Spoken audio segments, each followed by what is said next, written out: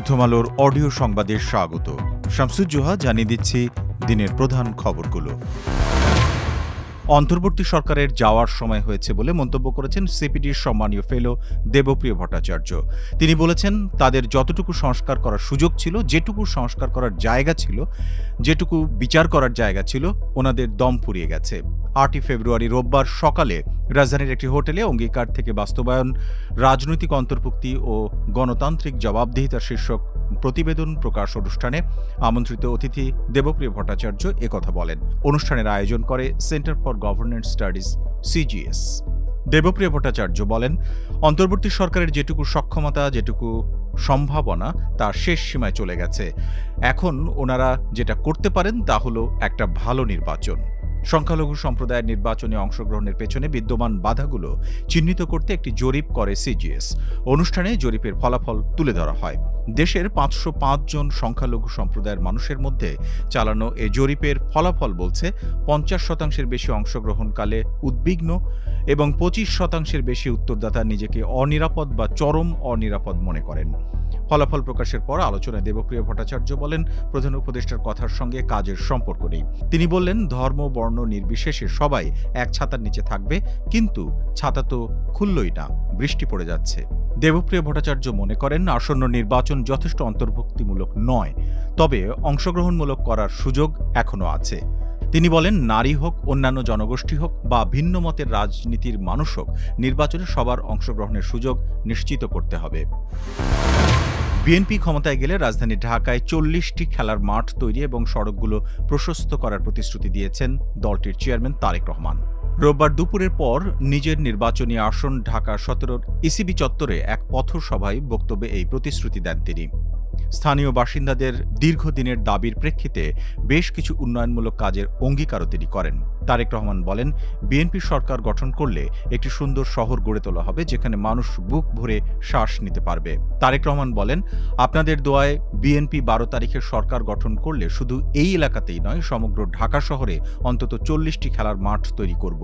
এই মাঠগুলো তৈরির মূল উদ্দেশ্য হলো যাতে আপনাদের সন্তানেরা খোলা মাঠে খেলাধুলা করতে পারে এবং মুরব্বী ও মা বোনেরা তাঁদের প্রয়োজন অনুযায়ী বিকেলে বা অন্য সময় স্বাচ্ছন্দ্যে হাঁটাচলা করতে পারেন।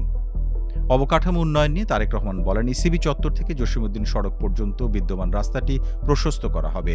বিএনপির সরকার গঠন করলে মানুষের উন্নত জীবনযাপন ও সহজ যাতায়াতের কথা চিন্তা করে এই এলাকার রাস্তার প্রসার ঘটানো হবে।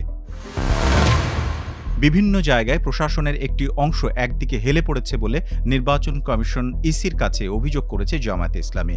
দলটি আরও বলেছে, ঢাকাসহ বিভিন্ন জায়গায় তাদের নারী কর্মীদের হেনস্থা করা হচ্ছে, দলের নেতাকর্মীদের উপর হামলা হচ্ছে। এসব বিষয়ে বারবার অভিযোগ করা হলেও দৃশ্যমান কোনো পদক্ষেপ নেওয়া হচ্ছে না। রোববার বিকেলে রাজধানীর আগারগাঁওয়ে নির্বাচন ভবনে প্রধান নির্বাচন কমিশনার CEC AMM নাসিরউদ্দিনের সঙ্গে বৈঠক করে জামায়াতে ইসলামীর একটি প্রতিনিধি দল। পরে জামাতের সহকারী সেক্রেটারি জেনারেল এহসানুল মাহবুব জুবাইর সাংবাদিকদের একথা বলেন। জামায়াত ইসলামের এই নেতা অভিযোগ করেন, বিভিন্ন জায়গায়, বিশেষ করে ঢাকা 15 আসনে যেখানে জামায়াত ইসলামের আমির প্রতিদ্বন্দ্বিতা করছেন, সেখানে নিয়মিত সন্ত্রাসী কর্মকাণ্ড হচ্ছে, নারীদের উপর হামলা হচ্ছে, তাদের হেনস্থা করা হচ্ছে। তারা আগেও এসব বিষয়ে স্থানীয় রিটার্নিং কর্মকর্তা এবং ইসিকে বলেছেন, কিন্তু দৃশ্যমান কোনো উন্নতি দেখা যাচ্ছে না। জুবাইর অভিযোগ করেন, পটুয়াখালীর বাউফল আসনে জামায়াতের প্রার্থী শফিকুল ইসলাম মাসুদের নির্বাচনী এলাকায় পুলিশ চরম পক্ষপাত করছে। সেখানকার ওসি বিএনপি ছাত্রদলের নেতাকর্মীদের সঙ্গে নিয়ে জামায়াতের কার্যালয়ে তল্লাশি দিয়েছেন। ওই ওসি বহাল থাকলে সেখানে সুষ্ঠু নির্বাচন সম্ভব নয়, তাই তাঁরা অবিলম্বে বাউফলের ওসি প্রত্যাহার দাবি করেছেন। জামায়াতের এই নেতা অভিযোগ করেন, পাবনাতেও পরপর অনেকগুলো ঘটনা ঘটেছে। স্থানীয় প্রশাসনের যারা দায়িত্বে আছেন তারা সেখানে পক্ষপাত দুষ্ট আচরণ করছেন। এদিকে নারী বিদ্বেষী ও অবমাননাকর বক্তব্য দেওয়ার অভিযোগ তুলে বাংলাদেশ জামায়াতে ইসলামের আমির শফিকুর রহমানের প্রার্থিতা বাতিলের দাবিতে নির্বাচন কমিশনে স্মারকলিপি দিয়েছে 11টি সংগঠন। রোববার দুপুরে সংগঠনের প্রতিনিধিরা রাজধানীর আগারগাঁওয়ে নির্বাচন কমিশন ভবনে গিয়ে স্মারকলিপি জমা দেন। স্মারকলিপিতে কর্মজীবী নারীদের সম্পর্কে অবমাননাকর ও নারী বিদ্বেষী বক্তব্যের প্রতিবাদ, বক্তব্য প্রত্যাহার এবং নিঃশর্ত ক্ষমা প্রার্থনা এবং উক্ত ব্যক্তির প্রার্থিতা বাতিলের দাবি জানানো হয়।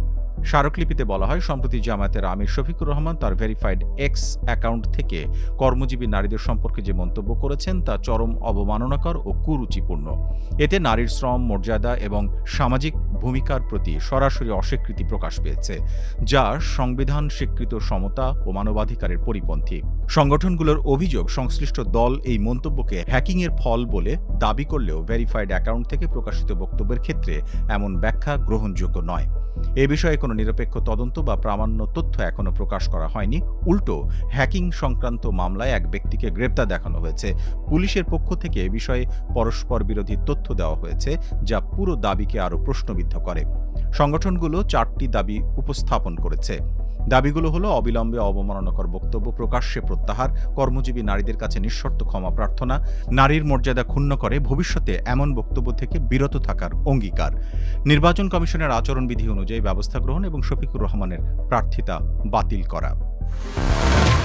এই ছিল এখনকার মতো প্রথম আলোর অডিও সংবাদ। শুনুন আমাদের ইউটিউব চ্যানেল, ফেসবুক পেজ এবং prothomalo.com-এ।